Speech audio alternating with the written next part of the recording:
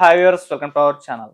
వీర రాఘవరెడ్డి మనకు తెలుసు రంగరాజన్ గారి పైన దాడి కేసులో ఇతను అరెస్ట్ అవ్వడం, కస్టడీకి కూడా ఇతన్ని ఇచ్చేశారు. అయితే కస్టడీ నుంచి కొంత రిపోర్ట్ వచ్చింది. ఎందుకు ఈ విధంగా ఈయన మారాడు ఈ విధంగా అని చెప్పేసి కూడా బయటకైతే ఒక లీక్ అయితే రిలీజ్ అయింది. మొన్ననే రిమాండ్ రిపోర్ట్ కూడా మనం చూస్తాం. అసలు ఎవరు ఈ రాఘవరెడ్డి, ఎందుకు ఈ విధంగా మారాడు, ఈ విధంగా అటాక్స్ ఎందుకు చేస్తున్నారు, ఈ రామరాజ్య స్థాపన దేనికోసం? ఇప్పుడు ఇదే అంశం మీద డిస్కస్ చేయడానికి ప్రజెంట్ మనతో పాటు సీనియర్ పోలీస్ ఆఫీసర్ రెడ్డన్న గారు ఉన్నారు. వారితో ఒకసారి మాట్లాడి తెలుసుకునే ప్రయత్నం అయితే చేద్దాం. నమస్కారం సార్. నమస్కారం అండి. సార్, ఈ వీర రాఘవరెడ్డి మరి రీసెంట్ టైంలో చిలుకూరి బాలాజీ అర్చకులు రంగరాజన్ గారి పైన దాడి చేయడం మనం చూస్తాం. 20 మందిని తీసుకెళ్లి ఆ తర్వాత అరెస్ట్ అయ్యాడు, కస్టడీ కూడా ఇచ్చేశారు. రిమాండ్ రిపోర్ట్ ఒకటి బయటకు వచ్చింది, కస్టడీ నుంచి కూడా ఒక రిపోర్ట్ కూడా బయటకు వచ్చేసింది. అసలు ఎందుకు ఈ విధంగా ఇతను తయారవుతున్నాడు, మరి దాడులు చేయడం వీటిపైన మీరేం చూసారు, మీరేం గమనించారు సార్? ప్రజాస్వామ్య వ్యవస్థలో ఇటువంటి వ్యవహారాలు చాలా తప్పుడు సంకేతాలు ఇస్తాయి. ఇప్పుడు మనమంతా కూడా ప్రజాస్వామ్యబద్ధంగా ఎన్నుకోబడిన రాజ్యంలో పాలించబడుతున్నాం. ప్రజాస్వామ్యం మీద మనకు గౌరవం ఉండాలి. ఇప్పుడు ఈయన నాకు ప్రజాస్వామ్యం పైన ఎప్పుడైతే ఈ వీరరాఘవరెడ్డి ఉన్నాడో, ఈయనకి ప్రజాస్వామ్యం పైన నాకు గౌరవం లేదు అనే భావనలో ప్రజాస్వామ్యం పైన నాకు నమ్మకం లేదు అనే విధంగా ఆయన ప్రవర్తించడం నిజంగా శోచనీయం, బాధాకరం. అసలు ఆయన టెంపుళ్ళకి ఎందుకు వెళ్తున్నాడు? టెంపుల్లో పోయి ఆయన ప్రతి టెంపుల్కి వెళ్ళటం, ఆయన ఏదో ఇక్షాకుల వంశాన్ని గురించి ప్రస్తావించడం, వాళ్ళు ఎవరైనా ఉన్నారేమో కనుక్కోవటం, అదే కాకుండా టెంపుల్లో పోవడం. నాకు ఈ ప్రజాస్వామ్యం పైన నమ్మకం లేదు, ఈ జ్యుడిషియరీ పైన నమ్మకం లేదు, ఐపీసీ పైన, సిఆర్పిసి పైన, ప్రజాస్వామ్య వ్యవస్థ పైన నాకు నమ్మకం లేదు అనడం నిజంగానే బాధాకరము. బహుశా ఆయన మెంటల్ బ్యాలెన్సింగ్ ఏమైనా తప్పాడేమో అనేటువంటిది నా అభిప్రాయం. ఎందుకంటే ఎవ్వరు కూడా రామరాజ్య స్థాపన చేస్తాను అంటే ఇప్పుడు నువ్వేమన్నా నీకు కావలసినవి ఏమన్నా విరుద్ధంగానో ఏదైనా జరిగి ఉంటే డెఫినెట్గా దాన్ని రిడ్రెస్ చేయడానికి, ఆ లోపాలని ఎత్తి చూపడానికి మీకు కోర్టులు ఉన్నాయి, ప్రజాప్రభుత్వాలు ఉన్నాయి, వ్యవస్థ ఉంది. వ్యవస్థలో మీరు ఏ విధంగానైనా దాన్ని వ్యక్తపరచవచ్చు, అదేవిధంగా కోర్టులో కూడా ఫైల్ చేయవచ్చు. నేను రామరాజ్యం స్థాపిస్తానంటాం. ఇప్పుడు రామరాజ్యంలో ఏముంది నువ్వు చూసావా? ఎప్పుడు రామరాజ్యం ఉంది? త్రేతాయుగానికి కలియుగానికి ఎంత దూరం ఉంది?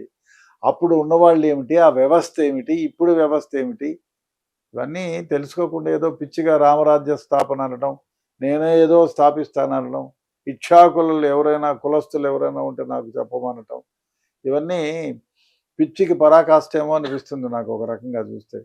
ఆయన భాషా పరిజ్ఞానం కూడా, ఆయన మాట్లాడే వ్యవహారం కూడా ఆయన నిజంగా ఈ లోకంలో ఉన్నట్టు లేదు. ఈ వ్యవహార శైలి చూస్తే అదేదో ఏదో విధంగా ఏదో ఊహాలోకంలో విహరిస్తూ ఏదో మాట్లాడుతున్నట్టుగా అనిపిస్తుంది. బహుశా ఆయన్ని ఏదైనా ఒక మంచి హాస్పిటల్లో చూపించడం ఉత్తమము. ప్రజాస్వామ్యంలో గౌరవం ఉండాలి. ప్రజాస్వామ్యం మీద నమ్మకం లేకపోతే ఎలాగా? మరి ప్రజాస్వామ్యం మీద నమ్మకం లేకపోతే దేశంలో మనం బ్రతికేదే ప్రజాస్వామ్యం పైన ఆధారపడి కదా. కాబట్టి ఇటువంటి వ్యాఖ్యలు చేయడం, ఏదైనా టెంపుల్స్లోకి వెళ్ళడం, ఆ పూజారుల్ని హింసించడం, వాళ్ళని ఇబ్బంది పెట్టడం, కొట్టడం, తిట్టడం, ఈ విధంగా చేయడం ధర్మం కాదు, భావ్యం కాదు. ఏమైపోతుంది ఇటువంటివి చేస్తే? డెఫినెట్గా అతని పైన ప్రభుత్వాలు ఉన్నాయి మన దగ్గర.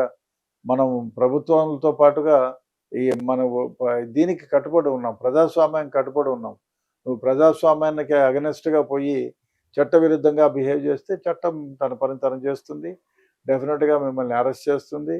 మీరు చట్ట ప్రకారం జైలు శిక్ష కూడా అనుభవించాల్సి ఉంటుంది. కాబట్టి ఇప్పుడైనా మీరు గుర్తించి గౌరవించి గౌరవంగా ఉండేటువంటి మన ప్రజాస్వామ్యానికి విలువనిచ్చి ఆ విధంగా నడుచుకోవడం ధర్మము. బహుశా ఆయన చెప్పేది ఆయనకి అర్థమవుతుందా, లేకపోతే ఆయన మామూలు జీవితం గడుపుతున్నాడా, లేకపోతే త్రేతాయుగం నుంచి ఇంకా బయటికి రాలేదనేది అర్థం కావటం లేదు.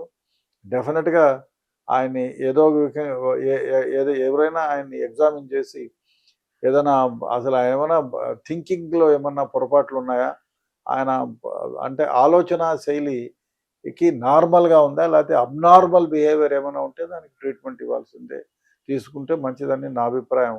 ఎందుకంటే రామరాజ్యం యుగాలు గడిచిపోయిన తర్వాత కూడా ఇప్పుడు ఎప్పుడో తలకు చేతుకు చెయ్యి, కాలుకు కన్ను, మన్నుకు ఏదో పన్నుకు పన్ను అంటారే, ఆ విధంగా చేయాలనడం భావ్యం కాదు. డెఫినెట్గా మనం ప్రజాస్వామ్యబద్ధంగా ఉన్నాము. ఆ విధంగానే చట్టాలు వర్తిస్తాయి మనకి. ఆ విధంగానే ఉండాలి. కాబట్టి ఈయన వ్యాఖ్యలు బహుశా అందరూ చూసి నవ్వుకుంటున్నారు. బహుశా ఆయన ఏ విధంగా అదే కాకుండా ఈయనతో కొందరు ఫాలో అవుతున్నారు. మరి ఏంటో అర్థం కాదు. ఇది మరీ విచిత్రమైన విచిత్రమైనటువంటి పర్యవసానం. బహుశా దీన్ని కొద్ది రోజులు పోతే ఆయన్ని ఇంట్రాగేట్ చేసి ఇప్పుడు పోలీస్ కస్టడీకి తీసుకున్న తర్వాత ఫర్దర్‌గా ఇన్వెస్టిగేట్ చేస్తే ఇది ఎవరైనా ఒత్తాస పలుకుతున్నారా? ఈయనంతకి ఈయనే ఏమన్నా చేస్తున్నారా? అనేది బయటకొస్తుంది. వచ్చిన తర్వాత ఎలాగో చట్టపరమైన చర్యలైతే ఆయన పైన తప్పవు. ఆ తర్వాత చూడాలి ఆయన మానసిక పరిస్థితి ఒకటి, లేదు వేరే ఎవరైనా వేరే విధంగా ఈయనను ప్రేరేపితం చేసి ఈ విధంగా పనిచేస్తున్నారో రాబోయే రోజుల్లో డెఫినెట్‌గా మనకు తెలుస్తుంది. తెలిసిన తర్వాత ఆయన వ్యాఖ్యానాలను బట్టి, ఆయన చేసే చర్యలను బట్టి ఆయన పైన ప్రభుత్వాలు చర్య తీసుకుంటాయి. కేసులు రిజిస్టర్ కూడా చేస్తారు. సార్ అసలు ఇతను ఈ విధంగా మారడానికి ఏమన్నా కారణాలు ఉంటుంటాయా సార్? ఏమో పొలిటికల్‌గా అయి ఉంటుందనుకోను నేను. లేకపోతే ఏదైనా ఆయన ఆయన కుటుంబంలో ఏదైనా పరిణామం జరిగితే దాని పర్యవసానంగా ఈ విధంగా ప్రవర్తిస్తున్నాడా? హ్మ్. అసలు ఎందుకంటే హాస్యాస్పదంగా ఉంటుంది ఆయన మాట్లాడే మాటలు ఏదైనా చూస్తే. ప్రజాస్వామ్యం పైన నాకు గౌరవం లేదు, జ్యుడిషియరీ పైనే నాకు గౌరవం లేదంటే ఏమనాలి? పిచ్చోళ్ళు అనుకుంటారు జనరల్‌గా ఇట్లాంటి దాన్ని. మరి ఏదో మరి ఆయన ఎందుకు ఈ విధంగా